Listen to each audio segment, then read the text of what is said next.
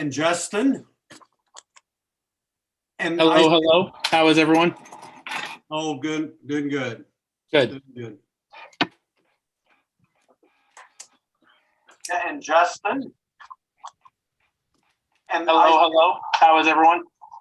Oh, good, doing good.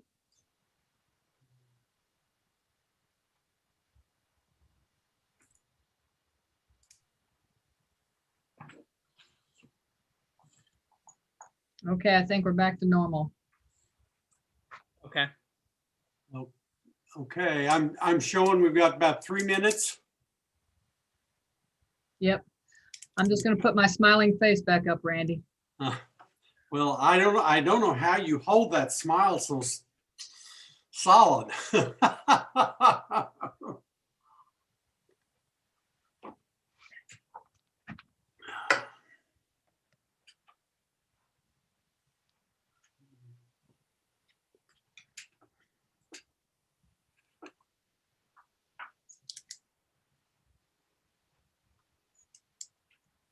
Justin, have you closed any $1 million deals this week? Not this week. I've got a handful of closings lined up for later this month, but or I guess later in March. I just literally rushed back into the house. I was at a house inspection at 2 o'clock, so it's been busy. That's for sure. The weather thawed out, and business is starting to really take off. I got a little bit of bad news just on the drive in. It sounds like interest rates jumped 1.5% almost today. Oh, so we're up into the high. I hadn't heard that. Yeah, I'm hearing we're high 3s right now. Is that right? Oh, yeah, golly. Just today alone, really, it's taken the biggest jump. Yeah. Well, I knew there was discussion about that was a possibility, but I had not heard that it had actually happened. Yeah. Wow. Luckily, the clients I have so far have locked in their rate, which is a positive. So yeah, good. Well, in the whole scheme of things, 3% is still cheap, but you know, if you've heard 1.5 or 2, that sounds better. Yeah, late last week there was a few of them locking in 1.8s, which are, I mean, that's just crazy. Well, and for lots of particularly young people, they've never heard of a rate like that. Right. So, and I'm not real young, but I'd never heard of a rate like that. Yeah. Okay, I see that we are at 4 o'clock, and I'll hit the gavel and call this meeting to order. One of the first things that I want to announce is that today we received a letter from Jim Page, who is resigning from the board, and he is making it effective immediately. So I'm assuming he will not be at the meeting today, but I wanted you all to know that. And then during the board discussion, we will talk a little bit about the process. There are policies in place for that situation.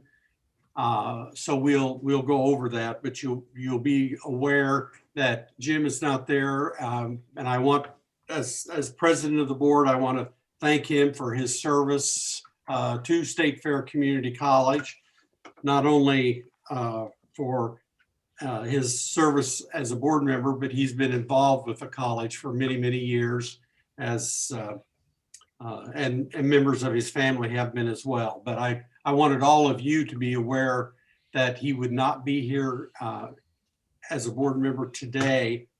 And then we will discuss as we move forward, we'll need to discuss what we think the best process will be on that.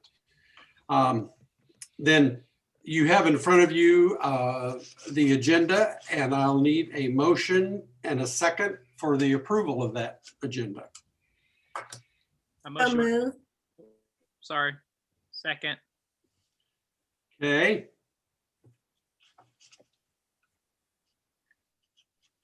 Okay, roll call. Randy Eaton, Yes. Justin Hubbs, Yes. Nicholas Strata, Yes. Richard Parker, Yes. Patty Wood. Yes. Okay, thank you. And Jolene, do we have any citizens' comments that needs to be brought forward? No, we don't at this time. Okay, thank you.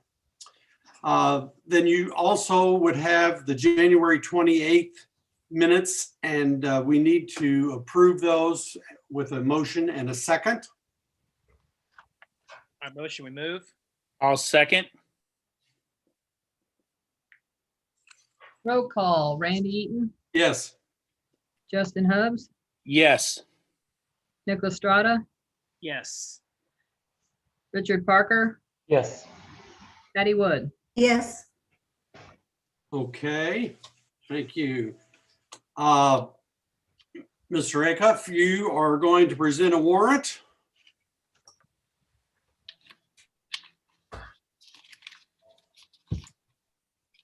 Yes, I am. Okay, we weren't sure if we were all on mute or if you were. No, it was just getting the mouse and the finger all to move in the right places at the right times here. So you have in your packet the warrant for January 2021. During the month of January, the college dispersed $2,789,624 in funds.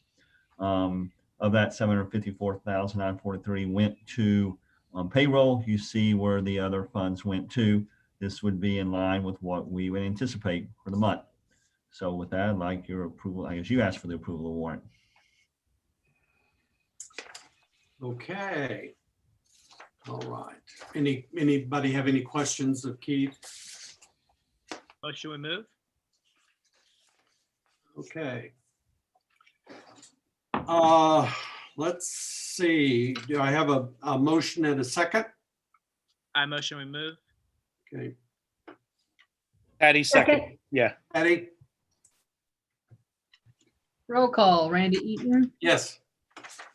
Justin Hubbs, Yes. Nicholas Strata, Yes. Richard Parker, Yes. Patty Wood. Yes. Sorry, didn't get off mute fast enough.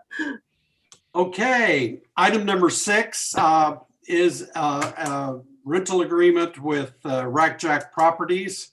And I think, Keith, you are going to present that. Yes.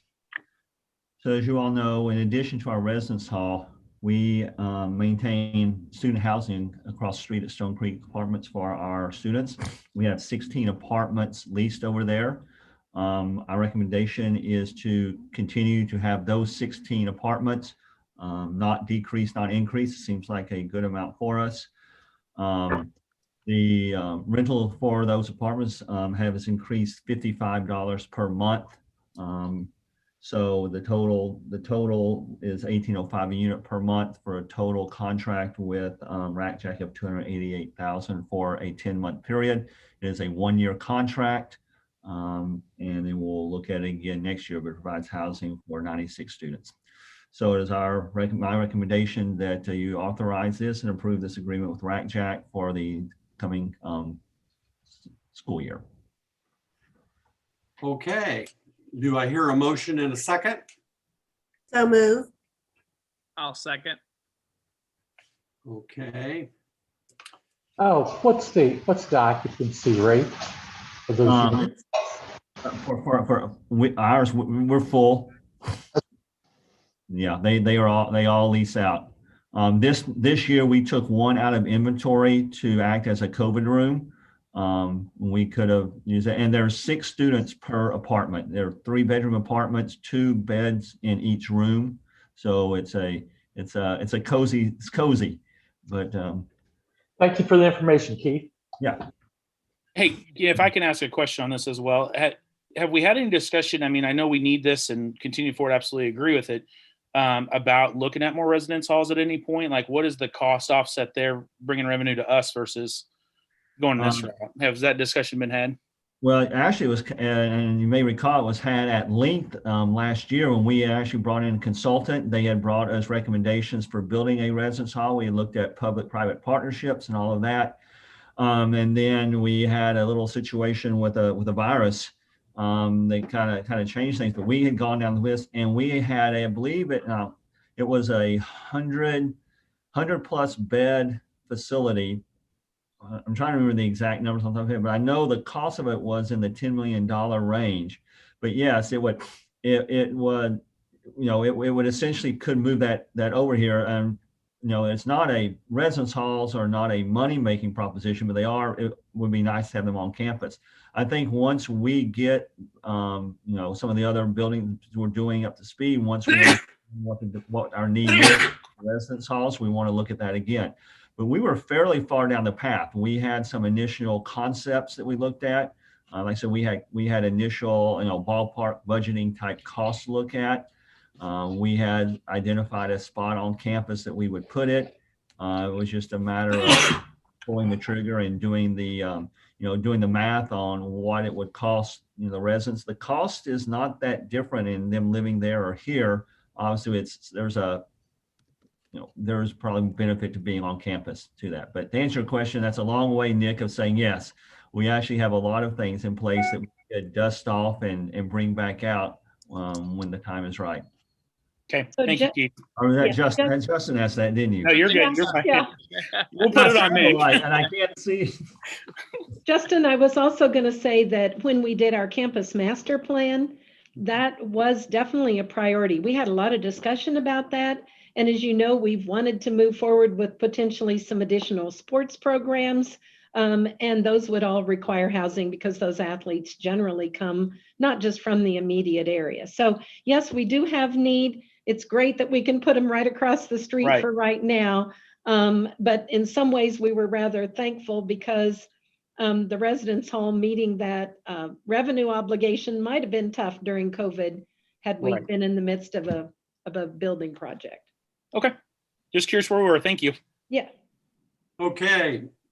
Jolene, All right, I show that Patty has made a motion and Nick has second. Roll call, Randy Eaton, yes. Justin Hubbs, Yes. Nick Lestrada, Yes. Richard Parker, Yes. Patty Wood. Yes. Okay. Next is the dining service. And Keith, you're still on. Well, if you put them in housing, you got to feed them, right? So, All right. so following is our agreement this year with Great Western Dining. Great Western Dining's done a very good job for us over the years. They have worked very well with us during the pandemic. As part of the prior agreement we have, it has an extension for 5 years, which we have accepted and was approved in the board meeting when approved that one. The rates you see there are, the rates are tied to the CPI for food away from home. And that December went up 3.9% this year. So the rates you see there are 3.9% ahead of last year. It's a sliding scale based upon the number of students that we have that will have a meal plan. If you live in, just for those of you who may not know, students that live in the residence hall are required to get a 19 meal plan. And students that live in the apartments have the option of a 10 meal or the 19 meal plan. As you can see, the difference in rates is not that different, primarily because the meal that's typically not used is breakfast, which is the cheapest of the meals. So, but the budgeting is based on the 190 to 199 meal plan rates you see there. But if we get at full capacity and everybody else has a meal plan, we'll jump up to the next level.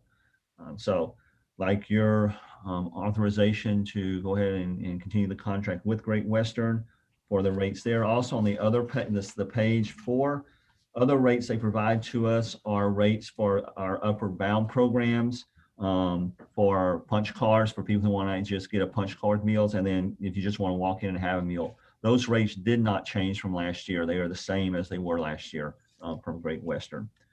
So I guess all these rates are a package from them. So like your approval to go ahead and execute the contract and get this done. Okay. Do I hear a motion? A motion to approve. Okay. Second, Second. Roll call, Randy Eaton, Yes. Justin Hubbs, Yes. Nick Lestrada, Yes. Richard Parker, Yes. Patty Wood. Yes. Okay, thank you. Okay, next on the agenda is the rates for room and board. I told Keith this was the Keith show today because he has a lot of things to bring to you. But I just want to say that when we establish our room and board rates, we look at what other institutions charge. So we have a thorough review of that. We look at our occupancy rate, Richard, which that was a good question. Are we filling our residence halls? The need. And so the room and board rates that are being presented, and I think Keith is looking for his, I'll just go over those. But so we are recommending that we have a residence hall room and the 12 meal plan, which is 112 days. And Keith, you can take over if you want, but we are recommending that it be $1,475 for the room, which is an increase of $25 per semester. And then the for the board, you just approved the dining contract. So the board rate would be $1,718 for the board, which is no increase per semester. And that's for the residence hall room.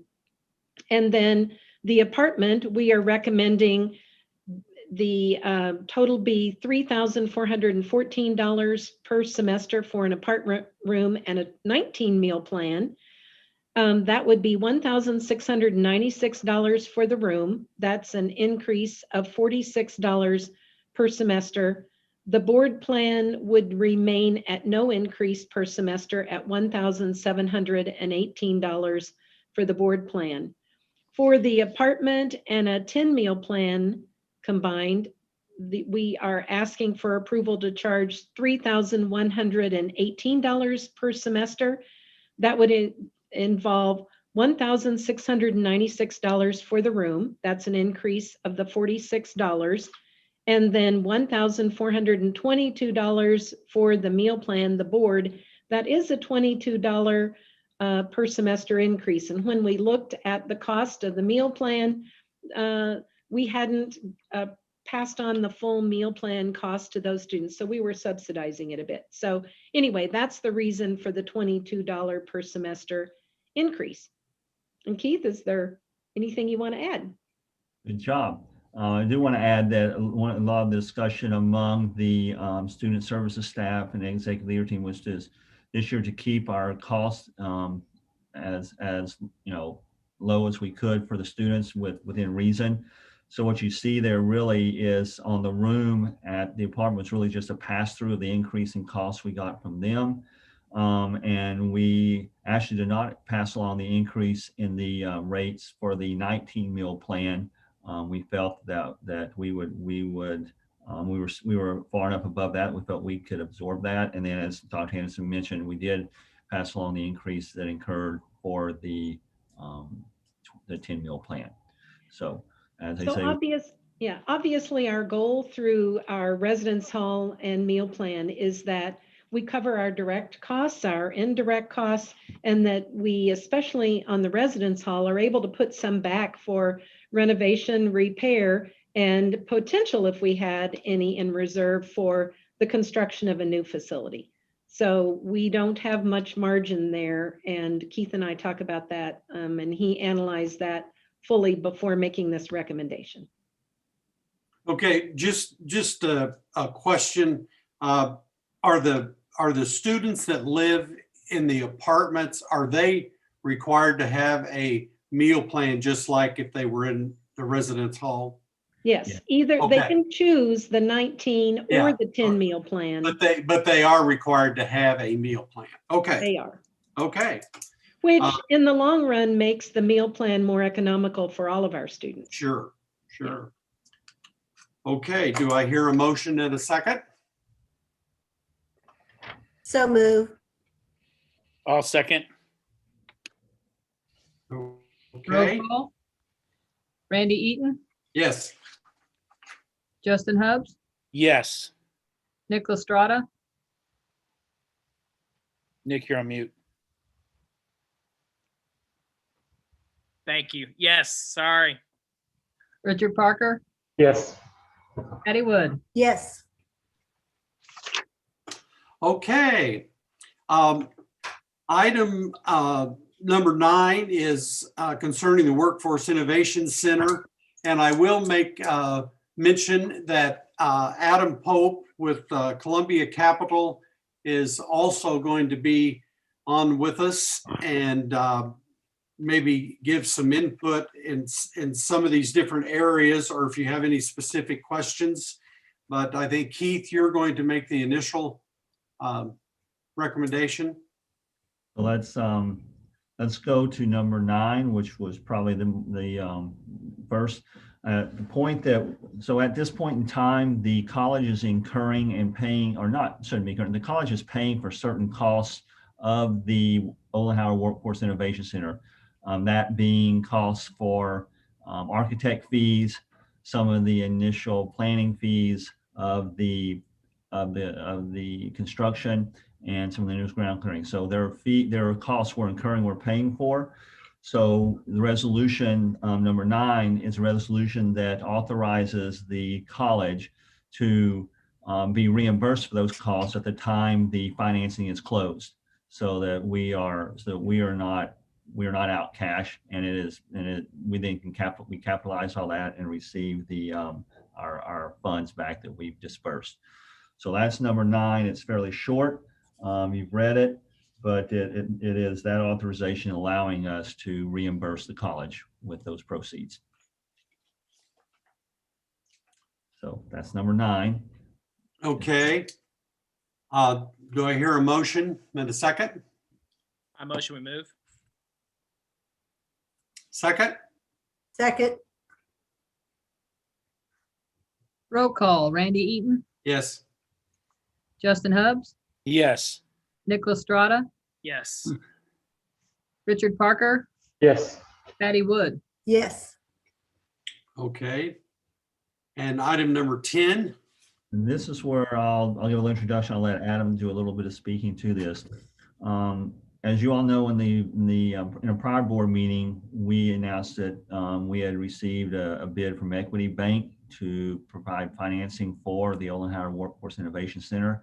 As that progressed through December and into January, in mid-January, they, after a presentation to their loan committee and discussion, they elected to not continue with that facility.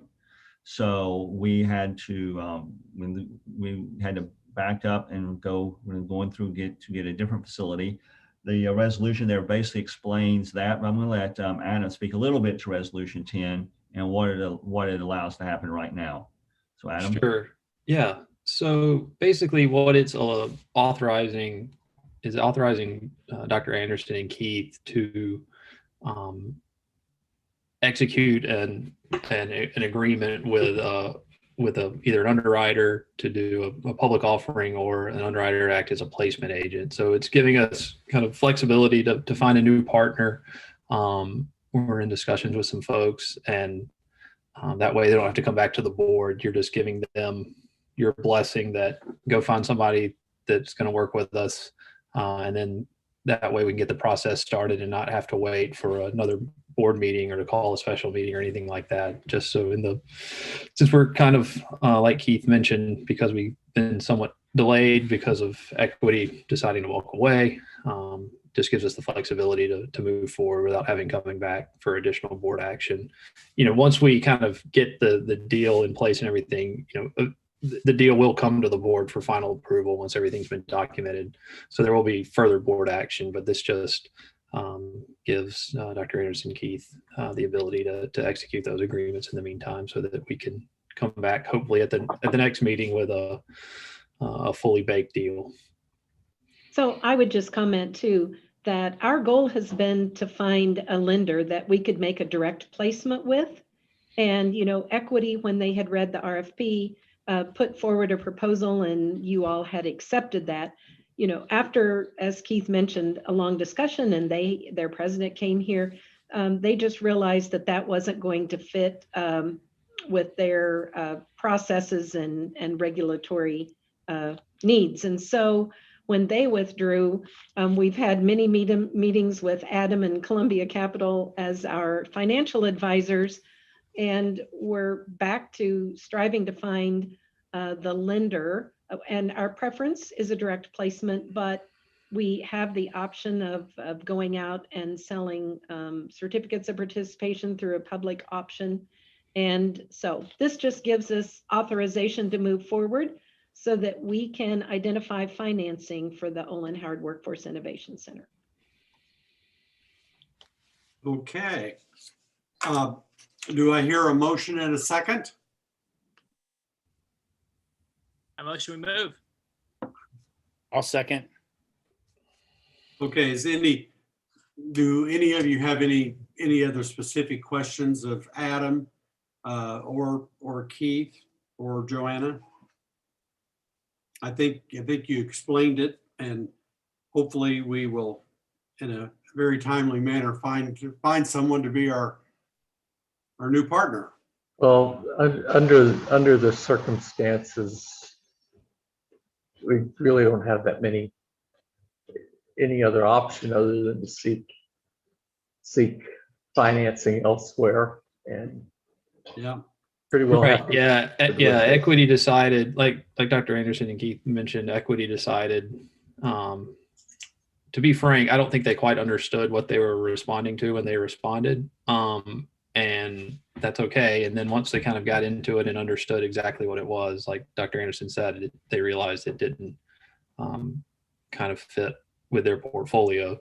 But, I think, like Dr. Anderson mentioned, the preference would be to find a kind of a direct placement either at a bank or something like that. But this gives us the option to go the public offering route, which takes a little bit more time, and really it takes staff time, which is the thing we were trying to avoid, because we'd have to go through kind of the rating agency process and things like that. So it would probably take anywhere from, if we really hustled, like 6 to 8 weeks, probably we could get it completed.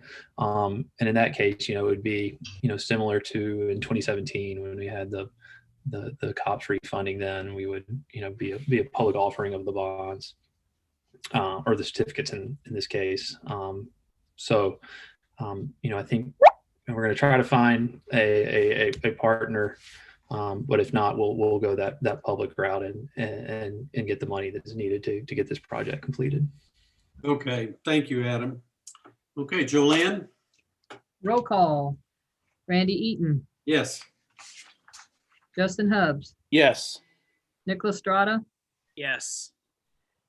Richard Parker, Yes. and Patty Wood. Yes. Okay. Our newest agenda item is number 11. As you got the amended agenda. So I guess, Keith, you're going to discuss it as well, huh? As we discussed at the prior meeting, on December 27th, the Coronavirus Response Relief Supplemental Appropriations Act was passed by Congress, which provided funds to higher education to continue to respond to and reopen from the coronavirus pandemic. State Fair Community College, in that appropriation, State Fair Community College was allocated $5,178,784 in that fund. $1,233,457 is designated for direct grants to students. We're in the process of our financial aid group is looking in the process now of getting that out to students soon, within the next 2 to 6 weeks. The remaining funds are available for institutional use, as long as that institutional use, as it reads here, are directed at items that were directly related to COVID, mitigating the pandemic, or directly as a result of the COVID pandemic. Guidance, we're still waiting on some guidance from them on some of the definitions of things, but we have a year from the date those funds were dispersed to us, which was mid-January. So we have basically the balance of this year to expend those funds. We're looking at a number of areas to spend them in. We're looking at, obviously, we got to continue the mitigation. We've got PPE still, we've got cleaning still, we've got storage containers with furniture in them because we had to take them out of all the rooms, had no place to put them, so we have to pay for those. We have proctoring on tests, a number of ongoing expenses. We also, it has a provision in here to provide for lost revenue that was incurred due to the pandemic.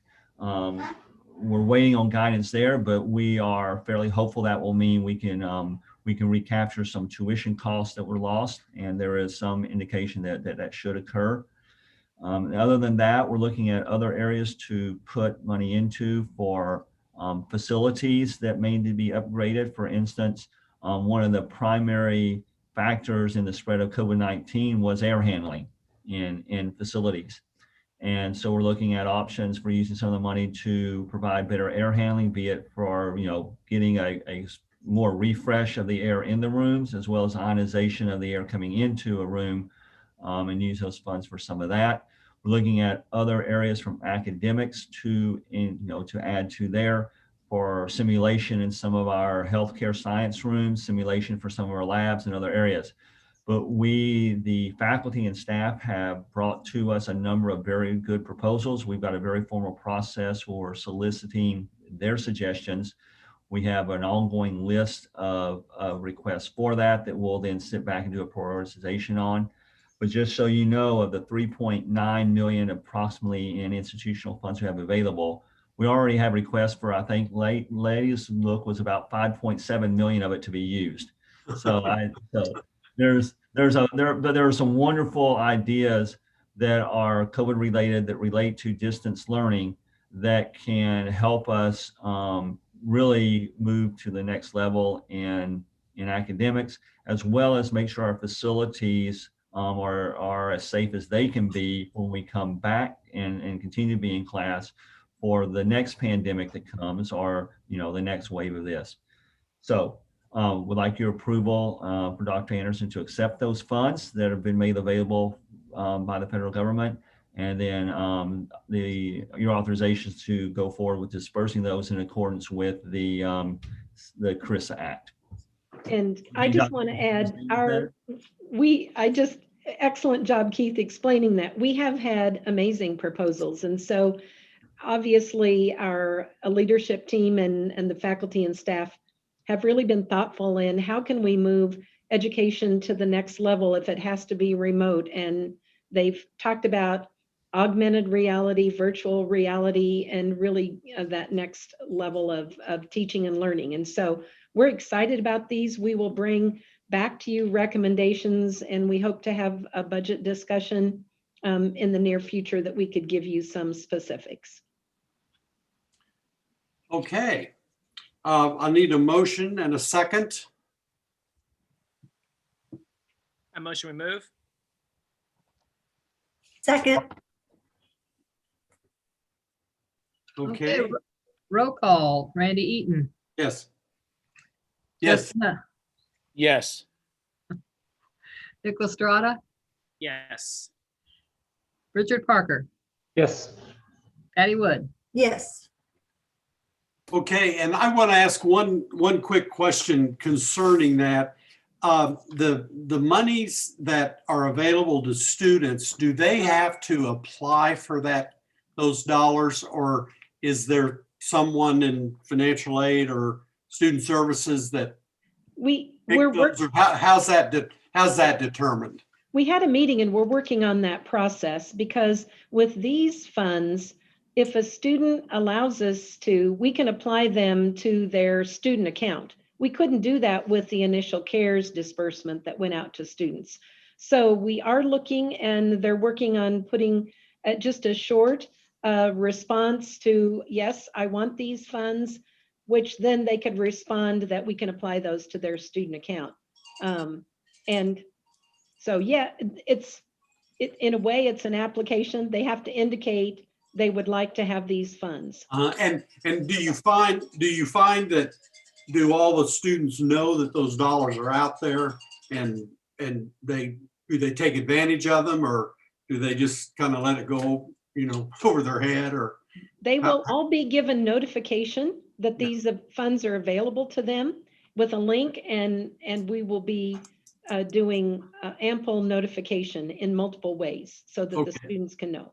They have to be current students, so that means they have to be currently enrolled in order to get a disbursement. Yeah. Okay. It looks like Dr. Anderson, you're the next. All right. Well, this excellent news was shared this week is that we had 100% of our December practical nursing graduates pass their licensure boards, and 100% of the December RN graduates from our Sedalia cohort passed their boards.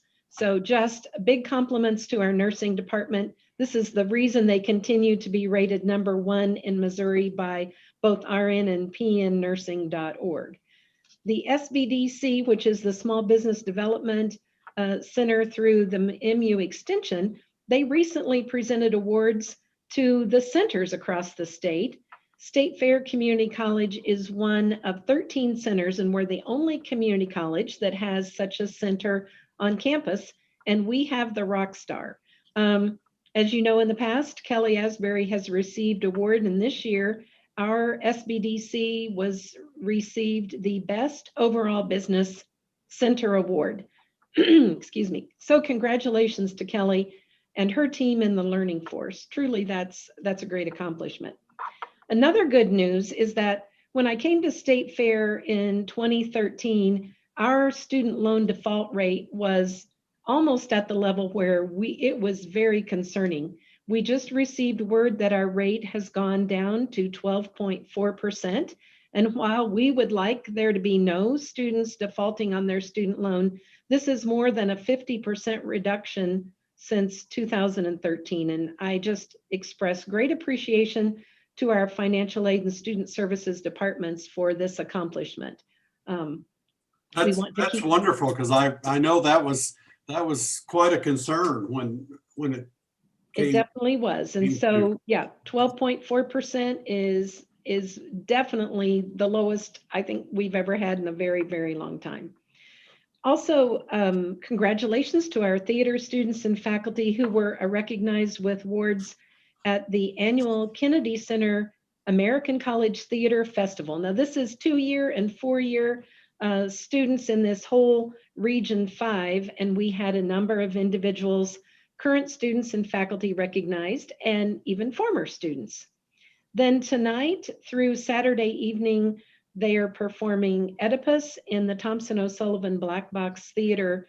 There can only be about 20 people. It's a first come, first serve. The show starts at 7:30. So if you get here about 7, you might get a seat if you would like to see that show. MCCA continues their advocacy and legislative agenda, and I just kind of want to tick the boxes of what that will be. You will be seeing a legislative agenda sheet soon coming to your inbox, but the advocacy this year and our conversation with legislators will focus around asking for a core increase that really needs to occur, because when you think about our funding, since our funding has decreased since 2002, from 153 million in 2002 to 143 million. So really a 10 million decrease during this time period since 2002. So and during that same time, we've had a 10% increase in enrollment. So while we've overall been experiencing some enrollment decline in these last few years, since 2002, community colleges as a whole has increased enrollment by 10%, and our total core funding has shrunk. So our first priority is to increase that core. Then the next priorities include maintaining A+ scholarships and keeping it fully funded. That is a huge, important program and a promise to our A+ high school students. Keeping the fast track program, which has been a tremendous benefit to those non-traditional students, and they're individuals who are pursuing a high in demand career, and it provides great financial support to them.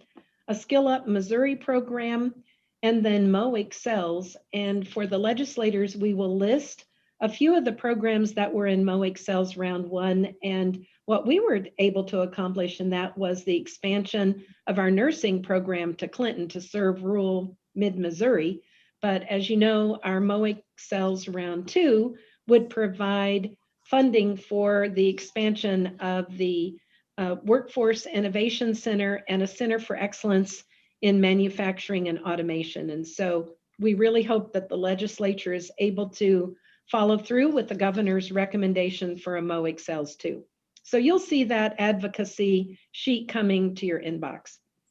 Other good news, today our COVID response team continues to meet weekly on Thursday mornings.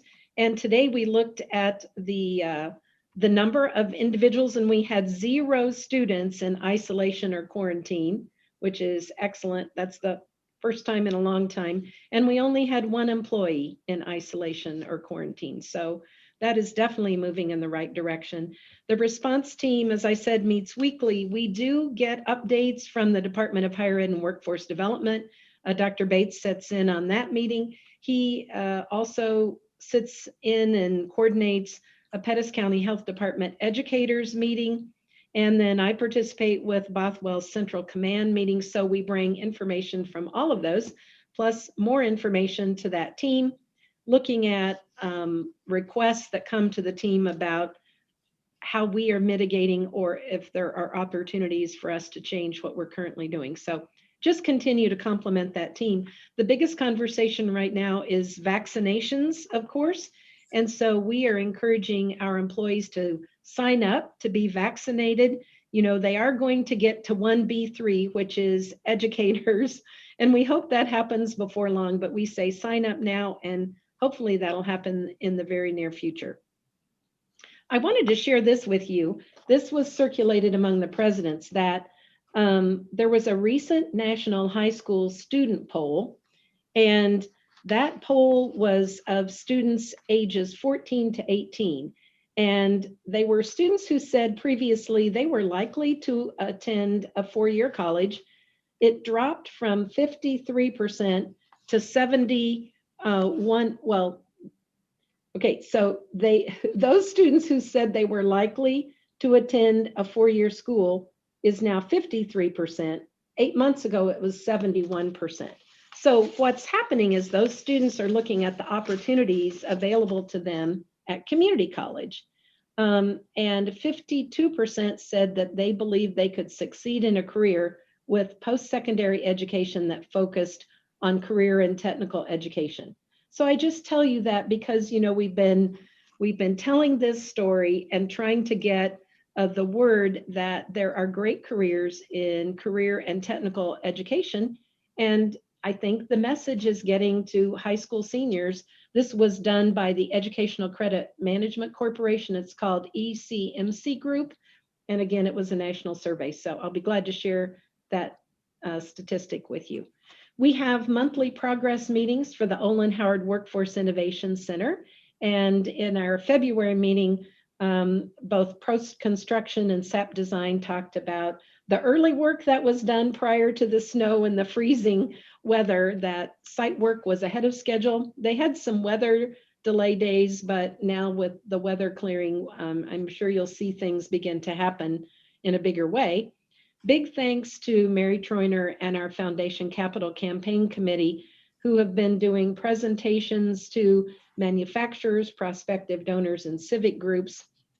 And then just out this week, you've heard previously about our gift from the Sunderland Foundation of $500,000, but that news release was approved by the foundation, and so it's out. And I had a radio interview yesterday from the lake, but we are very appreciative of that very generous gift. Just a few other things. Our 6 NJCAA sports teams, all 6 of them are competing this spring. So you might imagine that that puts tremendous stress and strain on the MPC. It's in use from 6 a.m. until 11 p.m. of an evening for training, practicing, and obviously we also hold courses in there. So just want to give a tremendous shout out to Darren Paneer and the staff and our custodial staff who are having a hard time finding time to get in and take care of cleaning that facility. But the baseball team opened with a win on their opening day, and we have 12, I understand, 12 remaining home games for our basketball teams, and outdoors baseball and softball will be games that hopefully you can come see soon, along with soccer. Professional Development Day is next Tuesday on March 2nd. There will be no day or evening classes. The campus store and most offices will be closed, but they are taking appointments. So if individuals need to come in, they will be open by appointment. So call ahead.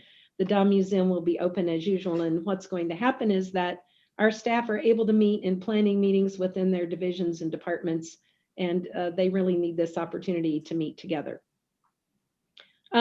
You probably saw, well, if you've driven by the campus, you're not here, but when you drive by, you'll see that there's sidewalk work going on 16th Street and at the crosswalk at 16th and Clarendon, and that will be a welcome opportunity for our students who are crossing from the apartments to campus. Our SFCC food pantry and caring closet truly appreciate the work they do to help our students who have those needs. They are seeking donations. You can find that information probably in your SFCC weekly email, or if you see it on our website, they do have a list of donations that they would like to have. And then finally, just looking ahead, Rochelle Hockett is working to plan for a virtual career and technical education signing day for health sciences and CTE programs. That will be April 15th. And I would entertain any questions. Even though your campus is a little bleak, it sounds like there's lots of stuff going on. That's wonderful. A lot happening and great work from our faculty and staff. That's great. That's great. Okay. Keith, it looks like you're back on with giving us our financial report. Yeah, why don't we, if you want for reference, you can look at the chart F1. Really of note on there, so notice that tuition and fees at the end of January were 14.4 million roughly, which is compared to the prior year of 15.6, running about 1.3 behind last year. That is probably where we'll net out at the end of the year, is be about 1.3 million behind the year, or about 8% less than last year. That is better than we had budgeted for. So we're ahead of budget. We'll be ahead of budget, but obviously, that's still 8% less that we anticipated for. We planned for and budgeted for accordingly. We'll be talking the next meeting about what we anticipate coming up for fiscal year 22. So just be aware that that's where that will net out. Secondly, you notice on the local property taxes, we're a little bit behind collections versus last year. That's because Nick will appreciate this. That's because Benton County did not get their taxes to us in the month of January, unlike the other counties, but they did arrive in February. So you'll see the February one pretty much caught up. So, and I think folks are a little slower in paying. So that gap of 700,000 you see there will be made up in the month of February. It already has been made up there. So that will bring that. You'll notice our expenses, we continue to hold the line on our expenses compared to prior years. That will continue so that our bottom line, revenues or expenses is very much ahead of 2019, and add in the 700,000 that is here, that's timing wise from property taxes, puts us close to being in line with the prior year. So maintaining the responsibility we have to operate at this level. And we'll say we're very much into the budgeting process for next year, and we'll be sharing that progress with you as over the course of the next couple of months. Any questions? Okay, if there are no questions, next on our agenda is board discussion, and a couple of things that I want to mention. You all would have gotten your the President's 360 survey, and that needs within the, I don't remember exactly what date you need that back, Rachel, but you've got that, and I just want to remind everyone to be sure and go in and do that on a timely basis so that we have everyone covered. And then one of the other things that I guess we need to talk a little bit about is the trustees evaluation, and Justin and Richard would both be new to this process. We did it 2 years ago, which, as you said, that was kind of hard to believe that it's been that long. But do you want to explain a little bit about that, Rachel? Sure. Okay. So just to back up for a second, the President's 360, I did put, it's the end of next week. So that's what we did the last 2 years, is we kind of ended that first week in March. And then we make a plan to discuss, and just for you guys, I know with COVID, it was a little odd, but once it's completed, I'll print out a paper version, and anybody can make an appointment or drop by. You don't need to make an appointment. And Courtney and you can sit in my office and review it. So we don't send out the results, but you are more than welcome as board members to come take a look at that and review it. And then we will make a plan to discuss it in an executive session in the future. So that's the President. On the board, I did go back and look at all of our notes, and I couldn't find where we had written down how, the timeline on the same sense for the board. So 2 years ago now, we had a committee put together where we determined the board would evaluate itself, and similar to the President's 360, we would put it out there for members of the college, potentially community members, but we didn't identify who that was exactly. And so that was my question kind of to the group, is how do we want to send that out? I've got it ready to go. But the first time that we did it, it was just the board, and then also college members or employees. We didn't send it out to the community. So I figured that was a good thing to discuss and decide how we want to do that. We never did write a regulation on it. So this would be a good opportunity to put that stuff together. Now that we've gone through one, we can take this information and write a regulation, which would give the specifics of how we want to do this going forward. It was hard to believe that it's been 2 years. So. And Rachel, after we talked about that, I was kind of thinking, I was kind of remembering Ron was very much involved with getting that process started. And yes. And one of the things that I remember, we talked about as far as the trustees,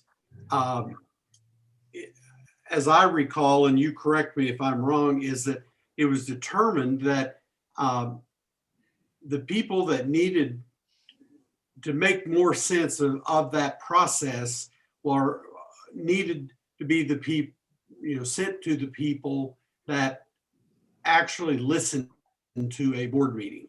And I think you noticed, I think I saw that Hope was on there because she was always covering it for the newspaper. And I realize that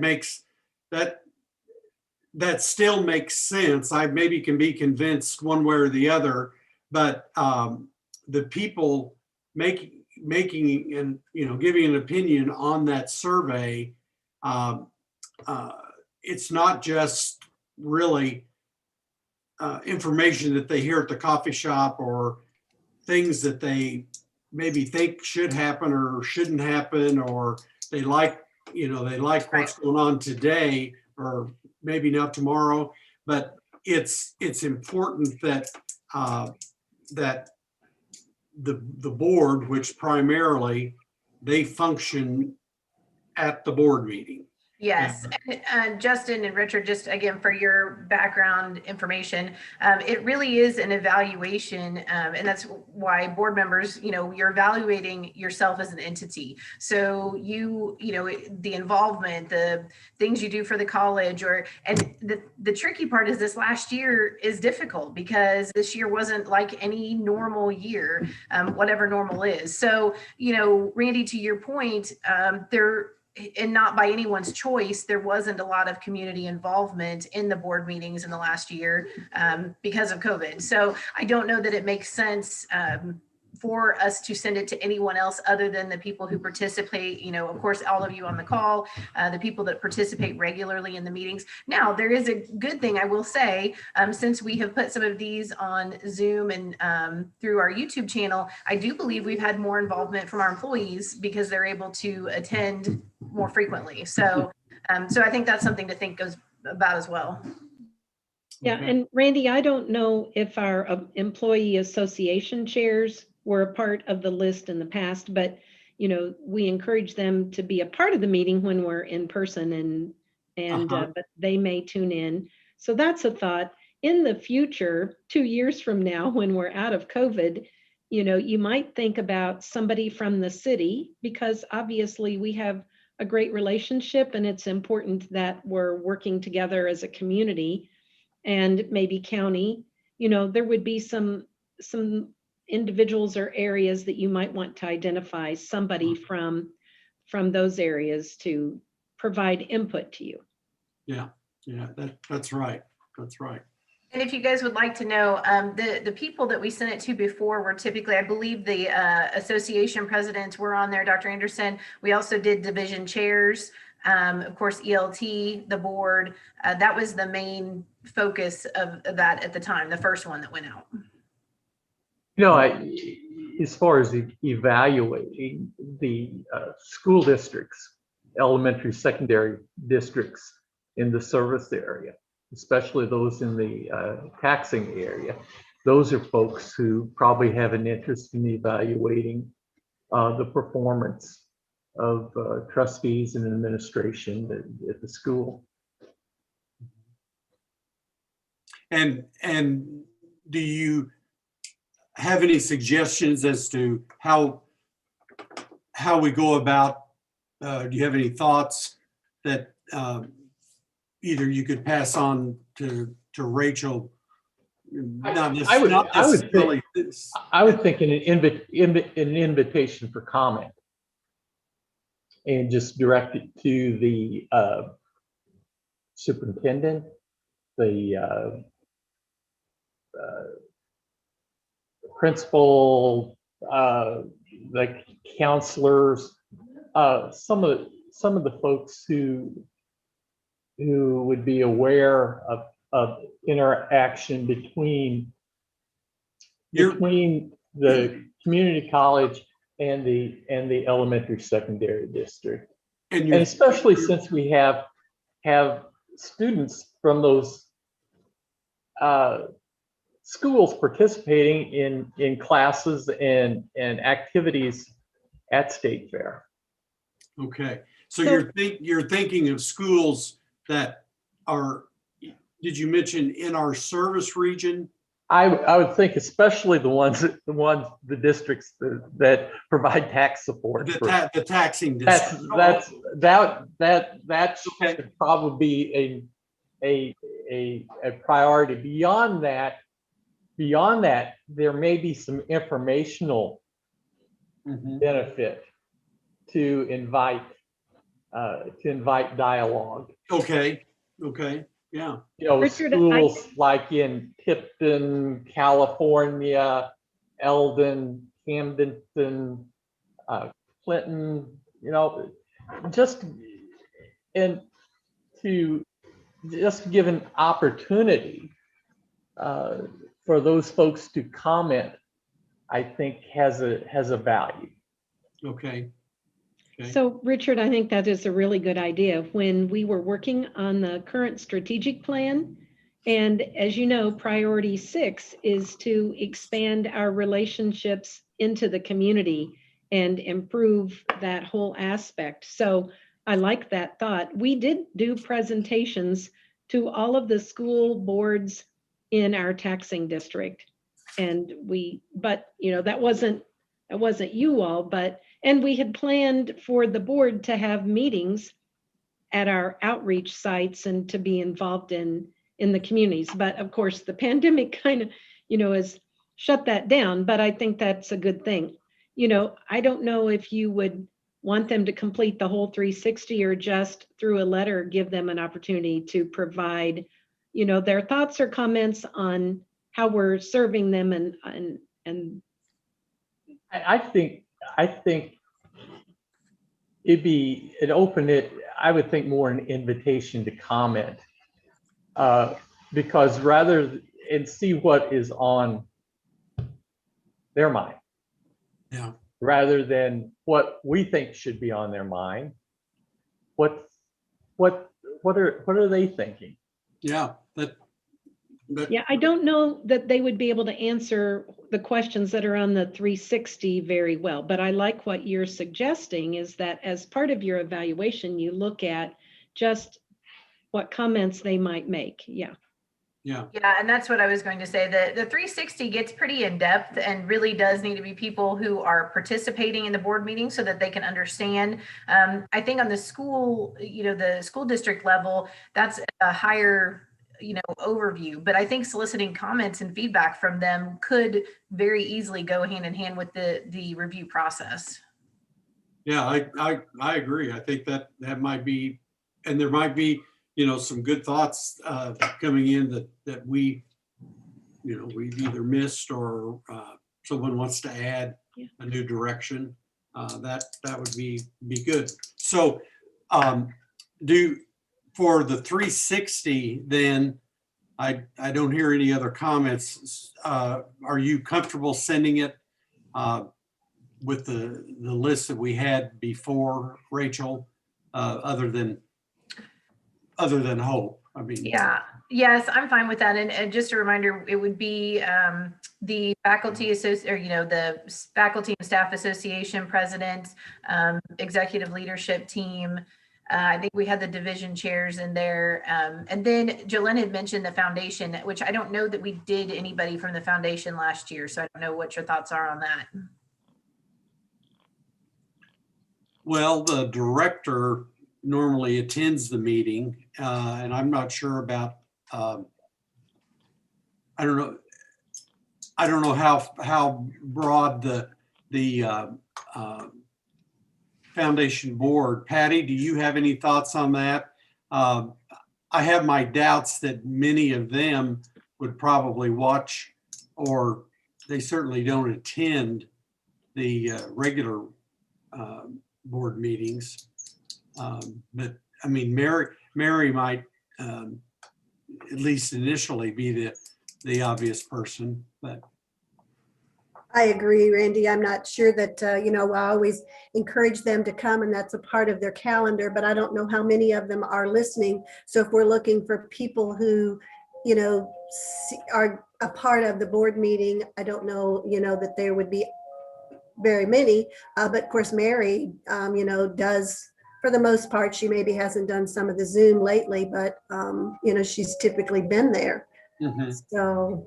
Well, that's the thing to remember, though. There's a lot of people that are watching that we have watched through our YouTube channel that are not on Zoom. And Mary would be on their as part of the ELT, so she would get it as well. Right. Okay. Okay, so does that kind of answer your questions for sending out the trustees? Are you okay with, as far as timeline, it would be nice to not have it at the same time as Dr. Anderson, to the president. So could we move it like 1 month back maybe? And then so we'll do the president 60? I think that would be fine. I don't see any reason why they need to be, okay, side by side. Okay. Well, I appreciate the info because like I said, I wanted to stay ahead of it. So thank you for this conversation. Okay. Okay. Are there any other comments from any other board members? Yeah, so Randy, I just want to, report last week, the foundation did have their meeting via Zoom. So there were just a couple of things I wanted to mention. You'll get more information I'll send through email, but Dr. Anderson mentioned that Mary was going out and doing presentations for the Innovation Center, the Workforce Innovation Center. So she told the group, and I think that we all need to do the same. If you are a part of any group or organization and you would like for her to come and present about the Workforce Innovation Center, or if you have any suggestions, to make sure that you touch base with Mary and her team. The other thing is that, and I realized that I was not seeing it, but that there is a newsletter that is called Stronger Workforce, Greater Community. And that is something that the board is the foundation board is receiving, but we should be receiving it as well. And so I don't think they've put it out monthly. It started out apparently as a monthly thing. I think what Karen sent me was November and January, but I want you to make sure that you're seeing that in your email, because mine doesn't appear to be in spam, but it doesn't appear to be anywhere until I put in those words, and then all of a sudden there it was. So I was not receiving that. So the words again, if so that you can search if you're not getting it, is Stronger Workforce, Greater Community, and that's the title that they put. And just see, because we are as board members supposed to be receiving that. So just kind of, it gives you, the update about how the capital campaign is going. I think that's something we all, want to know and have that information. So if you're not getting that newsletter, see what you can do to find it. And if you can't, touch base with Karen or Mary. And it's email. Yes, it's through an email. Mhm. Okay. Yeah, And so it's called Stronger. So that I just typed in when I typed in SFCC, I tried, and so or Karen sent it to me, the two that have been sent out. And I thought, well, no, I hadn't seen those. So then I decided to just in that search button or search area in the top, write Stronger Workforce, Greater Community, and they popped up. Okay. So I don't know where they've been hiding, but certainly keep that in mind, that that's how we can keep up with the capital campaign. Okay. Thank you. Okay. You're welcome. Okay. Randy, I have one thing. Okay. The leadership team would like to have a budget work session with the board. And we would like to propose March 11th. That's the week ahead of spring break. We would have had it the following week, but we're in spring break. March 11th from 2 until 4 in the afternoon. Now I know if that doesn't fit your schedules, we'll look for another time. But this would be to go over some high-level information for the fiscal year 22 budget. At the March board meeting, we would need to take our tuition and fee recommendations. And so for you to understand what we are going to recommend for, if there would be any increase or not for tuition and fees, it plays into the whole budget, obviously. And so Okay. we really need to have that discussion. So, Okay. So I don't know if you all can look at your schedules right now, or if you don't have your calendar, you might get back with Joanna immediately, maybe by tomorrow. Can you say that time again, Dr. Anderson? yes, 2 to 4 in the afternoon on March 11. It's a Thursday afternoon. I'm good with it. Okay. And I'm good with it as well. That time works for my schedule. Okay, you working guys, Justin and Nick. Yeah, that'll be fine. Are we doing It will be Zoom? virtual. It will be Okay. virtual. That works for me as well. Awesome. Okay, you've got you a date there. Okay. All right. Okay, thank you. Next, we need to have a request to go into closed session for item C, the hiring, firing, discipline, and promotion of personnel.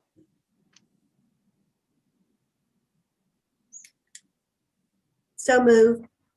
Okay, I'll Patty, second. Nick, was that you? No, I think it was Justin. Oh, okay. We'll give Nick all the credit today. I'm just trying to get the Zoom meeting for the March 9th. March 11th, 11. sorry. 11. And then- Okay, Jolene, Roll call, Randy Eaton, Yes. Justin Hubbs, Yes. Nick Lestrada, Yes. Richard Parker, Yes. Patty Wood. Yes. Okay, we will need to exit out of this meeting and go into the executive session. And hopefully you all have the number for that. And- I was gonna say, I do not have it. Okay, it Nick, is, you were in it. You were in it at one time. Okay. okay, it's 964. Oh, you don't want to give the No. number. Oh, Don't give the number. Right. Well, I'll resend it. yeah, just resend it because I don't think I received that one, Jolene, but Okay, you know, I'll resend it. Didn't No that come problem. from Dr. Anderson? No, it came from No. came from Oh, me. well, I've got the personnel report. I just don't have the, You would have had to take that off of where the meeting invitation was from. That's where it was attached. Nick, it looked like it went to your SFCC Mo email. I have had some issues with that. So I'll resend it. just resend it. Yep, that'd be great. All right. Okay. okay, we'll leave this meeting You and need a motion to adjourn.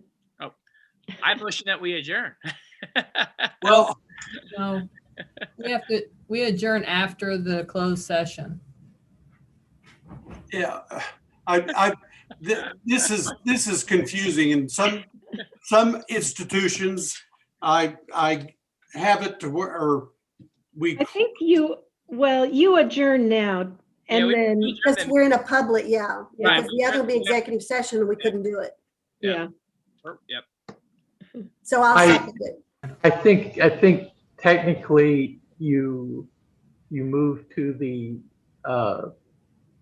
You do, but we don't come executive back. into session public- and then Yeah. and then adjourn publicly after your executive session. But the way it's working on Yeah, Zoom the Zoom doesn't work. Yeah. doesn't work too well. okay, so we're moving. Well, let's, do I hear a motion to You have adjourn Nick and I from second. the regular session? Right. And I think Nick made a motion and I seconded it. There we go. Okay. Did you do roll call for that, Joanne? I did the roll call for to move to the closed session. Yeah, that's what I thought. Okay. This roll call is for to adjourn the public meeting. Nick has motion, Patty second. Roll call, Randy Eaton, Yes. Justin Hubbs, Yes. Nick Lestrada, Yes. Richard Parker, Yes. Patty Wood. Yes. Okay, see ya. Okay. We'll leave and come